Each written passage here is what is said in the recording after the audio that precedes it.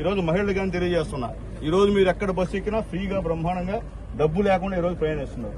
ఆ రోజు చంద్రబాబు గారు చెప్పారు, ఇప్పుడు చేస్తున్నాం. గతంలో వాళ్ళు చేశారా ఎవరన్నా చెప్పండి. ఈరోజు మీకు అందరికి కూడా గ్యాస్ సిలిండర్లు ఫ్రీగా ఇస్తున్నాం, సంవత్సరానికి 3 ఇస్తున్నాం. గతంలో ఇచ్చారా చెప్పండి? ఉండే పరిస్థితి లేదు. కాబట్టి అర్థం చేసుకోండి. మీరు ఎవరు మాట్లాడి వాళ్ళు మాట్లాడి ఓట్లు అడ్డంగా కానీ ఇస్తే పనులు జరగవు. పని చేసేవాడిని ఓడించుకుంటే ఏమవుతుంది? పనిసే ఓడించారు, ఏమైంది? మొత్తం రాజధాని ఆగిపోయింది, పూర్తిగా ఆగిపోయింది రాజధాని.